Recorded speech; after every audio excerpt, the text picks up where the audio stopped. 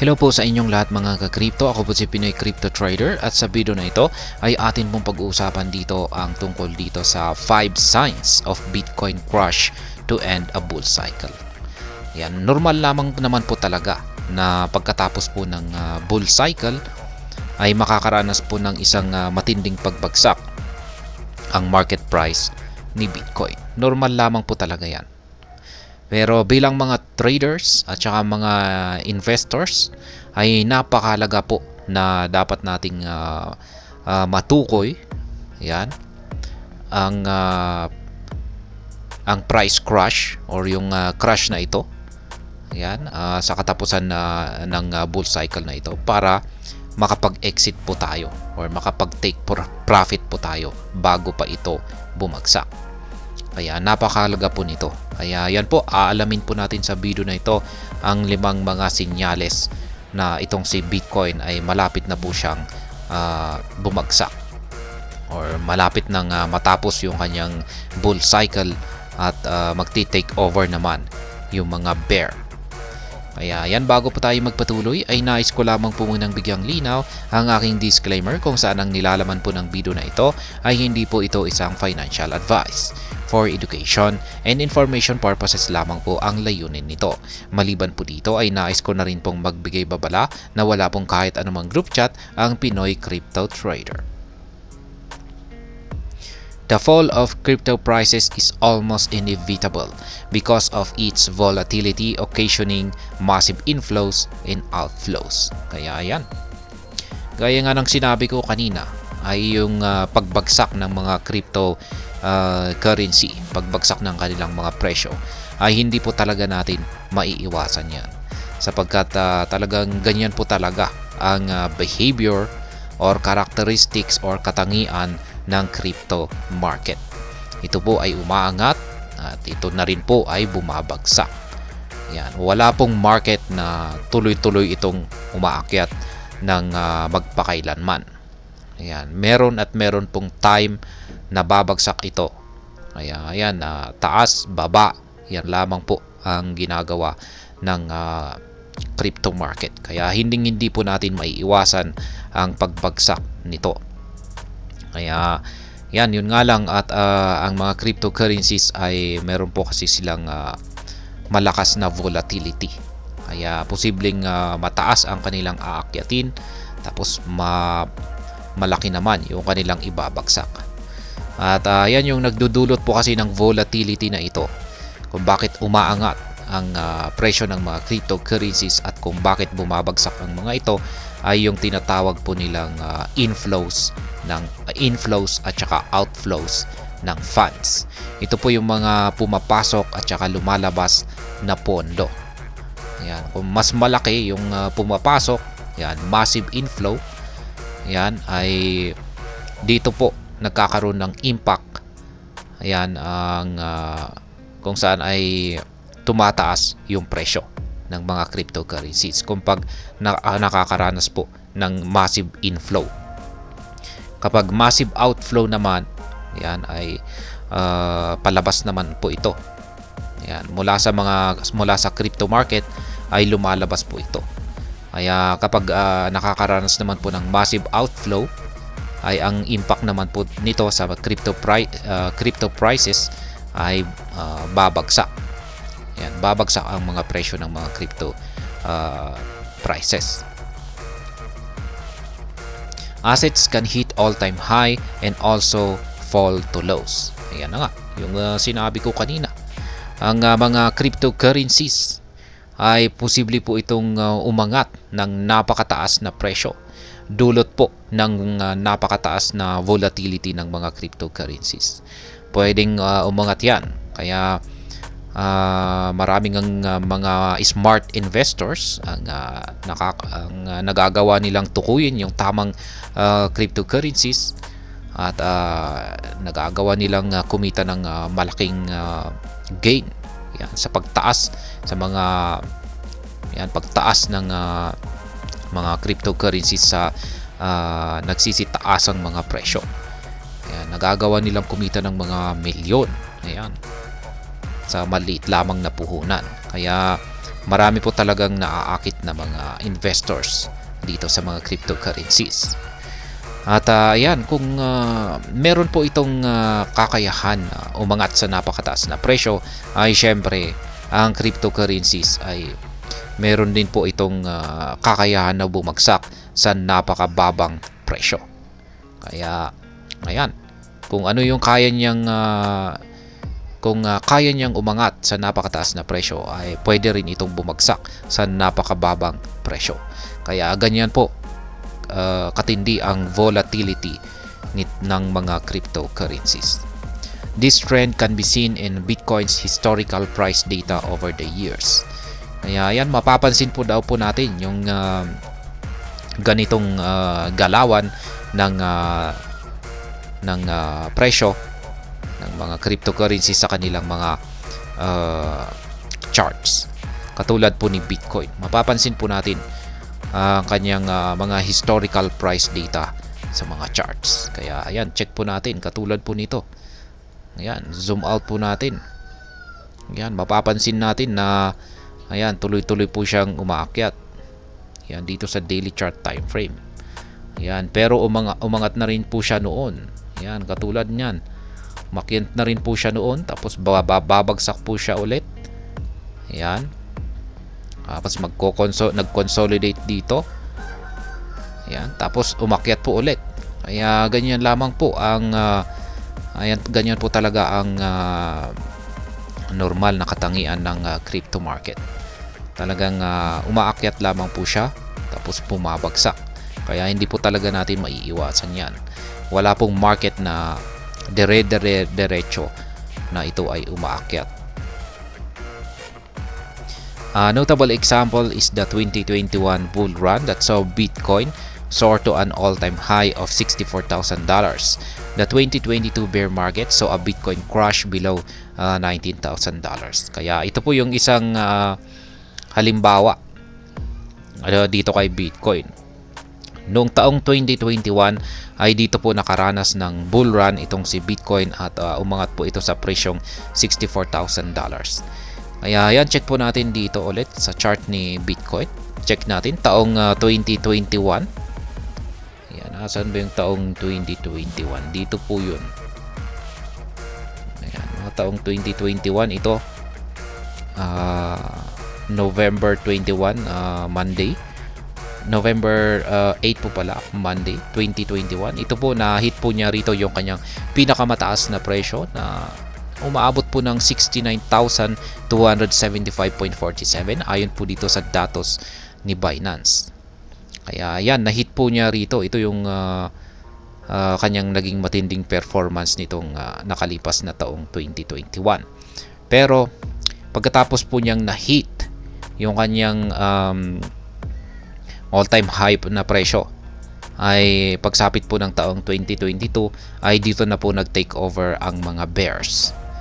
Ayan, dito na nagtapos yung kanyang bull cycle pagsapit po ng taong 2022 at pumagsak po ito hanggang sa presyong $19,000. Ayan, taong 2022. Kaya dito na po yan. Ayan, dito bumagsak po siya at umabot po siya. Ayan, bumagsak pa siya hanggang ayan, dito mga November 2022 bumagsak po siya ng umabot ng 15,677 yung kanyang pinakamababa. Meron pa rito mas mababa, umabot ng 15,479. Ayan, ganyan po yung kanyang ibinagsak mula po sa presyong 69,275 or 69K ay bumagsak po siya sa 15K. Ayan. Ganyan po nung nangyari dito kay Bitcoin base sa kanyang price performance dito. Previous historical data niya rito sa ating chart dito.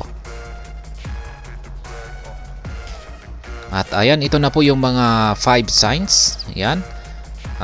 Para magawa po nating tukuyin yan ang pagtatapos or katapusan ng bull cycle para makapag-exit na po tayo or at least makapagbenta po tayo sa at least nasa peak price nito. Kaya ayan, ang unang-una po rito na senyales ay ang whale movement. Yan, yung mga galaw ng mga whale. Inoobserbahan po natin yan. Yung mga whale na ito ay ito po yung mga malalaking investors ni Bitcoin. Yan, ito yung may mga malalaking hawak or holdings na amount ng Bitcoin. Inoobserbahan po natin yung kanilang kilos. Syempre, kung pag sinabi natin kilos ay kung sila ay nag-uumpisa na po silang magbenta. Yan po yung ating inoobserbahan dito. If on-chain activity shows bulls selling asset, it's a sign of Bitcoin crush dominating the scene due to a change in sentiments. Kaya yan, babantayin po natin yung on-chain. Yan, mga chain network. Ayan, sa pamamagitan po ng mga yan ay mapapansin natin or malalaman natin kung pag yung mga malalaking investors na ito ay nag-uumpisa na silang magbenta. Meron po tayong mga analytical mga platform, mga katulad po ni Whale Alerts. Ayan, na siyang tumutulong po sa atin para ma-monitor natin yung mga galawan ng mga malalaking whale na ito. Ayan, yung katulad ni Whale Alerts. Kaya pag napansin po natin yan, nag-uumpisa na silang magbenta, ay yan po ang isang warning or signs na malapit na matapos ang bull cycle at posibleng makakaranas na ng isang price crash itong si Bitcoin. Similarly, when a huge amounts of BTC are sent to exchanges, it shows whales are about to sell, signaling a Bitcoin crash. Kaya yan na rin ang isa na rin pong sinyalis dito. Kapag yung mga malalaking investors ay nagdi-deposit sila or ipinapasok po nila yung kanilang malalaking amount na Bitcoin sa mga exchanges, ay isa po itong behavior na nagpapakita na meron po silang intensyon na ibenta ito. Kaya isa po itong signal na isa na rin po itong signal na makakaranas na ng price crash itong si Bitcoin or babagsak siya. Kaya yan na rin yung dapat nating tinitignan dito na behavior ng mga whale, mga malaking investor. Yung parang binabantayan po natin, tinitignan po natin yung sinyales kung ang mga whales na ito ay nag-uumpisa na silang magbenta ng kanilang mga holdings. At ang pangalawa naman po rito ay ang Relative Strength Index. Yan, napakahalaga po ng RSI na ito.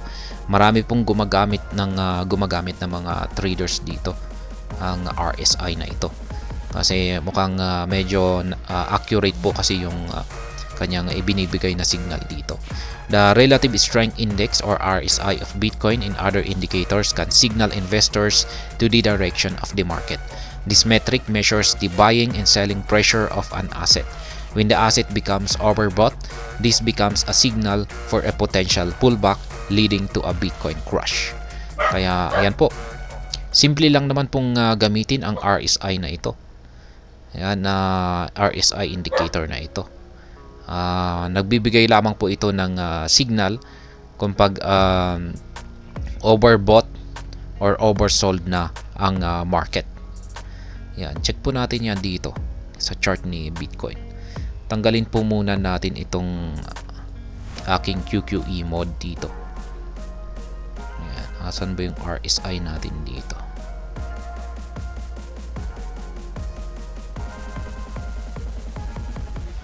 Yes, kailangan po nating i-search RSI. Yan, Relative Strength Index. Ayan po siya. Yan, ganyan lang naman po kasimple yan, yung RSI indicator natin. Kung pag nandito po sa ibabaw ng 70, yan, yung level 70 na ito, ay nagpapakita po ito na overbought siya. Ayan, anytime ay pwede po itong bumagsak. Yan po ang ibig sabihin niyan kung pag nandito po yung line chart natin dito sa ibabaw ng 70. Kung pag nandito naman po sa ilalim ng 30, yan, below 30, ay oversold naman po ito. Ibig sabihin ay anytime ay pwede pong umakyat or tumaas ang presyo ni Bitcoin. Kaya ganyan lamang po kasimple ang RSI. Kaya ayan, when the asset becomes overbought, this becomes a signal for potential pullback leading to a Bitcoin crash. Kaya yung kung mapapansin natin na yung line chart ni Bitcoin ay nandito sa itaas ng or ibabaw ng 70. Ayan, level 70 ay ayan, nagpapakita po ito ng senyales na anytime ay pwede pong makaranas ng price crash itong si Bitcoin. Ayan, ganyan lamang po kasimple ang RSI or Relative Strength Index indicator. Kaya isa na rin po yan sa mga indicator na ating binabantayan. Low trading volume. Low trading volume are a sign of plummeting market sentiments around crypto assets, which often leads to a Bitcoin crash. Kaya yan, ito na rin ang isang mahalagang sinyales na dapat po nating tinututukan kapag malapit nang matapos ang bull cycle. Tinututukan po natin yung trading volume ng mga crypto assets na ating hino-hold. Ayan, katulad ni Bitcoin. Ayan, kaya mahalaga na rin po itong si CoinMarketCap. Dito po natin makikita yung kanilang trading volume. Ayan, yung nandito po sa kabila, ito yung nandito po sa pinaka-kanan natin, ito po yung trading volume. At itong si Bitcoin ay meron po siyang $36.8 billion na trading volume. At ito po yung binabantayan natin dito.